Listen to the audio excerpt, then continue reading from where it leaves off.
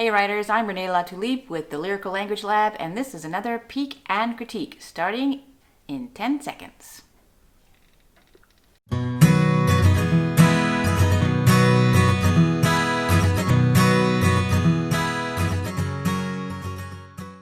Welcome back. First, I'd like to thank those of you who have subscribed to the channel. If you haven't yet subscribed and you like the content and find it helpful, do me a favor and hit that little subscribe button right there in the corner, and we'll see you here every Monday for new teaching videos. Joining me today is Signor Frog. Signor Frog usually accompanies me on my video feedback for my students, so I thought I would include him also in our Peek and Critique videos. So, welcome, Signor Frog. All right, so today I have 3 samples. Very different samples. I've got a little bit of prose, a little bit of rhyming picture book, and a little bit of what might be a verse novel. The samples I'm sharing today are actually snippets that I think are already on a really good road in the writing itself. They are samples where I don't really have a lot to say in terms of critique, but I do think it's important every now and then to also look at what is working, why is it working, and how can I apply that to my writing. So these 3 samples today are pretty solid already from what I've seen. Again, I'm only seeing a tiny snippet of the whole thing. So I'm going on that, but they are already engaging me. They are technically sound, and they have a lot of things going on, and we're going to point those out. So let's get to it. Our first sample is Inventor of the Impossible by Kathy Agron. So let me give it a read. I'm Challah, inventor of the impossible. This is my little brother Dixon. He's impossible, but I didn't invent him. Dixon follows me everywhere, asking a gazillion questions. What does IMAGINATOR spell? Can you make me cool glasses like yours? Why is your hoodie so lumpy? Stop, you ask too many questions. How many are too many? What are you going to do today? If you go on a pirate adventure, can I come? I glare at him. If I go on an adventure, it'll be by myself. Sometimes Dixon is helpful, but not today. All right, so right from the start, we've got a character introducing herself in the first person in the present tense to the reader. So I'm already engaged. I think this is, I don't know how unusual this is actually. For me, it's a little bit unusual. And I don't, most of the picture books I read, they're in the past tense, they're in the third person. So already I am in the story. And she's already given me an important piece of information about herself. Inventor of the impossible. What does that mean? My interest is already piqued. So for me, this opening works. I'm already in the story. And then she goes to say, this is my little brother Dixon. He's impossible, but I didn't invent him. And that little bit of humor is really charming. It's funny. I get her personality just from that. And I get his personality too, because I'm like, okay, he's impossible. I think I can understand where that's gonna go. And in fact, then she leads us to why he's impossible. He follows me everywhere. He asks a gazillion questions. And I love his pelting questions like this. What's going on? What are you going to do? What are you doing now? What's happening later? I can absolutely picture this. And I think a child can certainly picture this, especially if there's an older sibling, younger sibling dynamic in the house. And I do think it's important because right off the bat, my first question was, how old is this protagonist? How old is the main character here? Because obviously when we were writing the picture books, the characters, we want them to be somewhere in the age range of the reader so that they can relate. And I can totally see her as a 6 or 7-year-old and the little brother as a 4 or 5. So I think we're in the zone. But I did want to make sure that we keep that idea of the age going through the language and everything else. Like I said, these I think are samples that are already in a really good spot. And the only thing, honestly, that jumps out at me that I would probably revise or take another look at is the one sentence, I glare at him. If I go on an adventure, it'll be by myself. I don't think that's necessary. Through this pelting of questions, I'm already getting an image in my head of this girl who's like maybe walking through her house, and this kid is trailing her, pelting her with these questions. What's going on? And little by little, she's just, kind of going down like, and you get that little anger cloud over her head, that little frustration cloud, the scribble. Sometimes Dixon is helpful, but not today. So that part about the adventure, it'll be by myself, feels a little too expository. Like it takes me out of that great scene of being pelted with questions and how she feels about it. How Challah is feeling about this kid following her around. So I might take another look at that. If it's something that's super important to the plot later on, well, I wouldn't know that at this point. But just based on this, I don't think you need it. I think that the illustrations are going to show her state of mind. And this idea of, that she wants to go on an adventure by herself could come later if it's absolutely necessary. So let me just go back and point out a couple of things that I thought were fun and interesting about this, besides the first person and the present tense.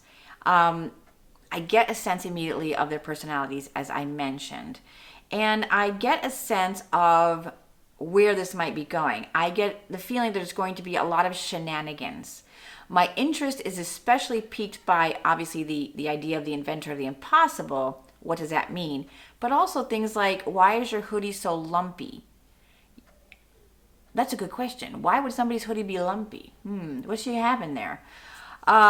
And I think that if Kathy sent this to me, she's probably wondering if there's some lyrical language that she needs to put in here, if there's any poetic technique like alliteration or similes or metaphors or whatever. And honestly, sometimes this is what you need. This is a straightforward voice, because we've got Chalah's voice. And I don't think Challah, at this age and being an inventor of the impossible, and I think she's a very practical girl, I don't think she's going to throw in a lot of, poetry in her speech. She wants to get down to business, and I think that's what she's doing here and what Kathy is doing with the type of language she's using. Just for a couple of examples, it's a very current language, asking a gazillion questions. Gazillion. I mean, it's a good word. Everybody uses this word. It's not a real word, but it might as well be. We all use it. The idea of the imaginator. We don't know what that is, and the kid who's reading the book or having the book read to him probably doesn't know how to spell yet, and especially a big word like this, but it gives us this great clue as to what might be coming later. Like, what is this imaginator? That's interesting. Is it a machine she's created? Cool glasses. Again, even the little kid is using the cool thing. Even the hoodie is something contemporary, and every kid has a hoodie. And the idea that it's lumpy is interesting to me. So I don't find this language at all mundane or bland or anything. I think it is what it needs to be. I think it's solid, and I think it's contemporary. And I think it's in the voice of Challah. So I think this is a really good example of when you just need to write it and follow that voice that you hear in your head. And it may not be a poetic voice, and that's okay, because what we have here is a solid character speaking in a very solid way, in a very decisive way. And I think it works. So overall, again, I'm sorry, Kathy, I don't have a lot for you. I would just say keep it going. Make sure, like sentences like this, I glare at him if I go on an adventure. That's kind of leading me to think that this is more of a short story type of, that's a sentence you'd find in a short story, I think. And just make sure that you need all of these sentences. I did want to point out that the tone of this story reminds me of I'm Bored by Michael Ian Black and illustrated by Debbie Reedpath Ohi. And that whole sense of this girl who's just like, I'm so bored. That's what the image that came into my head with this kid who's following her and pelting her. And that has some very spare text. It's nothing like this, but it's also first person.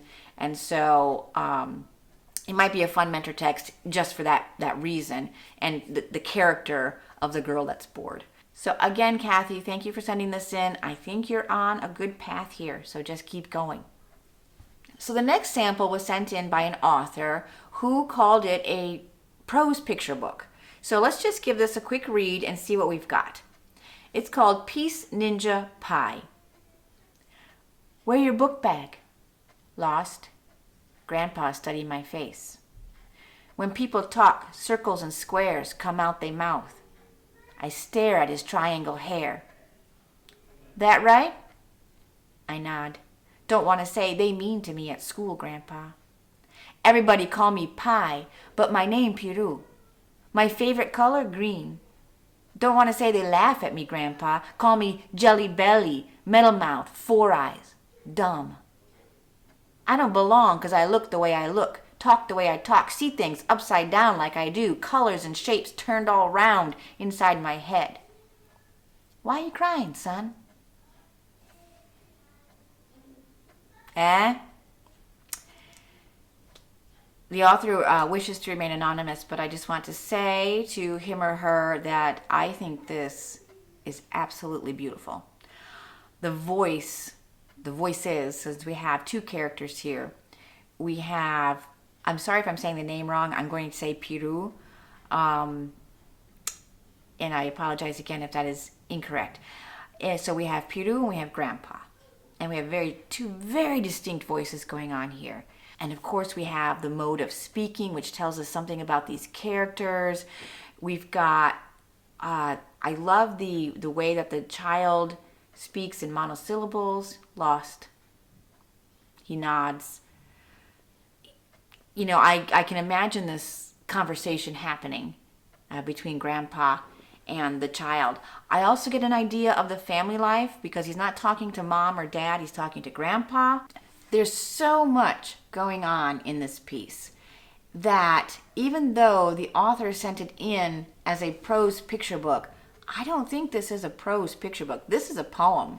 This seems more to me, it seems like a verse from a verse novel for younger middle grades. So I'm going to say to the author to take a really hard look at what this story is and what it could be, because I'm feeling verse novel here. I want something longer. There is so much going on in this piece that I don't know if a 32-page picture book is going to cut it. It's going to be enough to develop all the emotional weight that this poem is carrying. And again, I do think this is a poem, a free verse poem.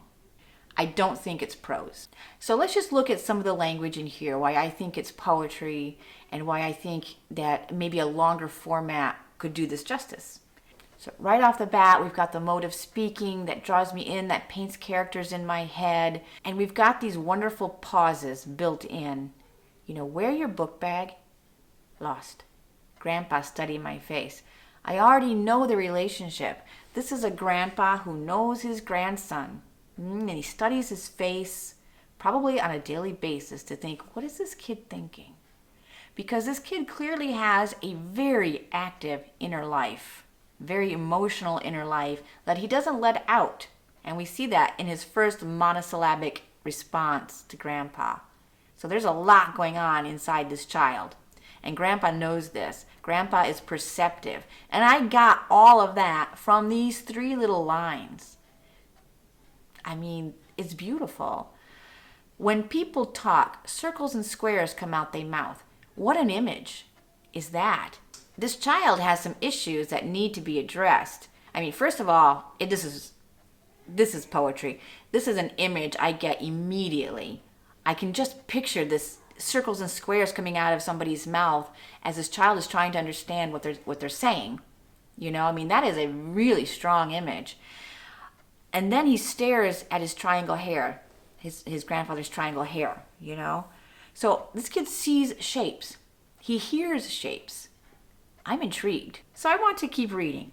And I do. That right? Again, no answer, a simple nod. And the grandfather, I love how he holds back, you know. Unlike our little brother in the sample before, this grandfather isn't pelting questions. He's waiting. And that gives me a great sense of his personality, of his weight in this child's life, and how perceptive he is, and how wise. So I've got such a good idea already of these characters. And again, in very few words. I nod, don't want to say. They mean to me at school, Grandpa. So we're getting already what's happening inside this child's world, and that he just can't bring himself to say it. I love this part. Everybody call me Pi, but my name is Piero. My favorite color, green. Why is he telling us his favorite color? Just out of the blue. It's just such a wonderful little detail, because he's proud of his name. I get his pride in this. Everyone calls me Pi, but my name is Piru. My favorite color is green. I'm a person, and I have likes and dislikes I'm just like everybody else. I have a favorite color. That's what this line gives to me. I don't want to say to my grandpa, they laugh at me, Grandpa. And I love this list. Jelly belly, metal mouth, 4 eyes, dumb. She's just described the character physically. So now we've even got a bigger picture in our head. And then this word dumb. Wow, what's going on there that they are calling him dumb? There's just a lot to uncover in this story. And then we get to the crux of the matter, a child who doesn't belong or feels he doesn't belong, and that he's being bullied. So these are big concepts, all mushed into this little package of this beautiful, really well-crafted poem. Because I look the way I look, talk the way I talk, see things upside down like I do. The pacing of this, I don't know if you noticed when I was reading it, I wanted to go faster. Starting with, they call me Jelly Belly, Metal Mouth, 4 eyes, dumb. There's a little pause there, and she's put that on another line. And then the repetition here, I don't belong because I look the way I look, talk the way I talk, see things upside down like I do. That bit of repetition, I do it this way, I do it this way, it keeps me moving forward, and I want to do it faster. I want to say it faster. Colors and shapes turned all around inside my head. And then we're back to the shapes and color. Before he says his favorite color is green, but maybe there are too many colors going on in there. And the Why You Crying Son, what's so successful about this as a poem is that we don't have all the stuff that comes in between the colors and shapes going around inside the head and Why You Crying Son. We don't have any expository stuff in there that says, and I couldn't take it anymore, and it was just too much for me, and then I just started crying, and he said, Why You Crying, Son? We don't need it. We get that frustration. The pacing itself helps us see that he started with these one-syllable words and the nodding and not speaking, and then through the pacing of this, it builds and builds and builds and builds to this amazing frustration that cannot be contained. But we don't need to know that. We don't need to read that. We can see it in the pacing, and we can see it through Grandpa's last line here. So I would say to this author to think, is the picture book format going to be enough to develop this very big concept that you have going on here? Big concepts, I should say. The bullying, the emotion, the family relationship, how is he going to get out of this situation in 32 pages? And so poetically. That's my concern. And go read some verse novels for middle grade. I would specifically suggest Nikki Grimes. Take a look at all of her works. She does a lot for middle grade. Words with Wings in particular. Maybe something like Inside Out and Back Again by Tana Lai. Something like that might work. That might be a little bit older, I'm not quite sure. But start with something like that. It's certainly not addressing the same issues that I think you're addressing here, but it will give you an idea of what a verse novel for middle grade could be. And I think you might find that you've got something good on your hands here. So well done, and thank you for sending this in. It's really beautiful. So let's take a look at our third sample, a rhyming picture book snippet sent in by Sarah Ackerman called Challah for Shabbat Tonight. Bowl, spoon, open book, a little boost so I can look. Grandma's apron tied on tight, Challah for Shabbat tonight. Yeast, water, sugar, stop, bitty bubbles form on top. Grandma thinks I don't know how. Please, I beg, I'm bigger now. Crack, plop, yolks collide, salt and honey join inside, oil slickly slides in too. Beat, says Grandma, and I do.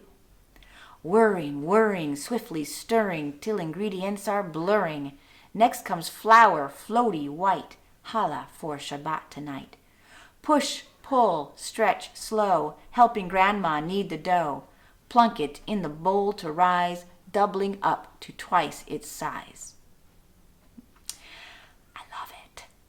So, right off the bat, I think you heard that is some seriously consistent meter going on here. So what do we have? Bowl, spoon, open book. I love it. You see, it's unusual, right? A little boost so I can look. Grandma's apron tied on tight. Challah for Shabbat tonight. And let's take a look at the next, just the next one, because they're all very consistent. So we just need to look at a couple of them. Yeast, water, sugar, stop. Yeast, water, sugar, stop. Bitty bubbles form on top. Grandma thinks I don't know how. Please, I beg. Please, I beg. Oh, hold on. Grandma thinks I don't know how. Please, I beg. I'm bigger now. Yeah, that's going to be an unstressed. I'm bigger now. Okay. Sometimes I have to step back and look at what it is I have in front of me. Then we have crack, plop, yolks collide. So we have those three. Crack, plop, yolks collide. See, this is a really interesting thing she has going on there. All right. The base meter here is trochaic. As you can see, most of the lines start with a stressed beat. And then it goes very consistently. We've got 1, 2, 3, 4, 1, 2, 3, 4, 1, 2, 3, 4. So it's trochaic tetrameter. That's our dominant meter. Then we've got these wonderful variations, mostly at the top of each stanza, in the first line, where we've got those three stressed beats. Bowl, spoon, open book. Yeast, water, sugar, stop. That one has 2. Then we have crack, plop, yolks collide. That has 3. Whirring, that is trochaic. Push, pull, stretch, slow. That's 4. That's 4. Push, pull, stretch, slow. Helping grandma knead the dough. I love this variation. I think it works great. It does not matter to me that the variation is a little bit different in each line, that sometimes we've got 3 stressed beats in a row, and sometimes there's 2. Here we've got 3 again. Here we've got 4, and here is straight trochaic in this first line. Whirring, swiftly stirring. What you'll notice, though, is although there's a variation, what did she take out of those lines? Only the unstressed syllable, unstressed beat. So what she left were the stressed beats. And how many are there in each of those lines? 1, 2, 3, 4. 1, 2, 3, 4. 1, 2, 3, 4. 1, 2, 3, 4. And 1, 2, 3, 4. So, as I've said in the past, the meter has to be consistent, meaning the number of stressed beats in each line has to be consistent. The unstressed beats you can play with a little bit. And she has really taken that rule to an extreme in the first lines of this text. Whereas in the other lines, she is really consistently just regular trochaic. Here, yeah, we have a little extra unstressed beat there. That's, as I've said many times in the past, very normal in trochaic meter, that once in a while you've got this little extra unstressed beat at the beginning of a line. No problem. So this is super clever way to vary the meter and still be consistent, because she's always got those 4 stressed beats, and that's what matters. And what I love about these particular first lines is she uses them to introduce things and actions in a very decisive way. All right? Right from the top, I've got bowl, spoon, open book, I'm ready to cook. It's right there. I've got everything. Yeast, water, sugar, stop. That's all I need. Crack, plop, yolks collide. Great action. Push, pull, stretch, slow. Even better that this one has no unstressed beats in it, because you got that kneading. Kneading is hard work. It's not something you can rush. So I think those 4 very specific verbs with no unstressed beats to lighten them up, I think works really well for the action that she's doing in that line. So Sarah, nice work on those variations. Really nice work. Now let's take a look at some of the other stuff going on here. Action. Action after action after action is going on here. That's what's going on here. A little boost so I can look. I can picture that. Grandma's apron tied on tight. Bitty bubbles forming on top. She's got her alliteration. Grandma thinks I don't know how. Now we've got a relationship coming in here. We already have a relationship because we see that she's been boosted up so she can help Grandma, right? So we've got this lovely relationship. Obviously, they've done this together in the past. There's a history there, and we get more of that history with the, please, I'm bigger now. Okay, so last year I couldn't handle the eggs, but this year I can totally handle the eggs, Grandma. And so you get that lovely history behind this. Crack, plop, yolks collide. Yay, she got to do it. Then we've got the other ingredients going in. Oil slickly slides into, a little bit of a tongue twister there with the oil, with the L's and the S's, but it's fun. You know, it slows me down. Oil slickly slides into. Beat, says Grandma. So you've got that juxtaposition between the s and the L's in that line and the beat. And I love the and I do. It's just such a simple little thing, but she has such pride in helping Grandma and doing more of it this year than she did last year. And in that little tiny and I do, it kind of encapsulates that feeling. Whirring, swirring, swiftly stirring. Got some internal rhyme there with the whirring and the stirring. Till ingredients are blurring. In this case, ingredients is one of those multisyllable words that you say kind of fast. Till ingredients are blurring. So maybe it's, to really get to the meter, you have to slow that down. If I say whirring, whirring, swiftly stirring, till ingredients are blurring, it doesn't work so well. So I know that I have to slow that down. Whirring, whirring, swiftly stirring, till ingredients are blurring. Again, that's okay. Next comes flour, floaty white. And then we've got the kneading thing, helping Grandma knead the dough, plunk it in the bowl to rise, because that's what you do, right? So I can totally picture that as well, and doubling up to twice its size. Every word in here is strong, gives me an immediate image, a very specific image as well, and also gives me the feeling it's such a cozy scenario that you've created here. And I skipped over these on purpose, we've got the refrain of Challah for Shabbat tonight, which comes not in every single stanza, but in this case, it comes after 2 more stanzas. So you've got it in the first stanza and in the third stanza. I don't know how often it's repeated, if it's repeated every 2 stanzas or every 3 stanzas, whatever it is. I do hope it's consistent because it works well this way. And it was nice to see it come back again, because in stanzas 1, 2, and 3, it didn't come back. We've got dialogue instead, which is also nice. And then it came back again, and it was great to see that. Challah for Shabbat tonight. Absolutely lovely, this refrain. Absolutely lovely. So, Sarah, I don't have anything for you. I wanted to show this as an example of a really, really consistent meter, a really consistent use of imagery. I mean, every line, again, is an image. I can see it. And progression. This moves forward. Every single line, not just stanza, every line moves us forward. It's certainly helped by the fact that they're following a recipe, which naturally you're going to have to go from step to step to step, and that you've worked in here besides the recipe and the progression of the actual making of the challah, that you've worked in this wonderful relationship. So I would absolutely keep reading this. I would love to see how it goes. I love the pride this child is taking in making this.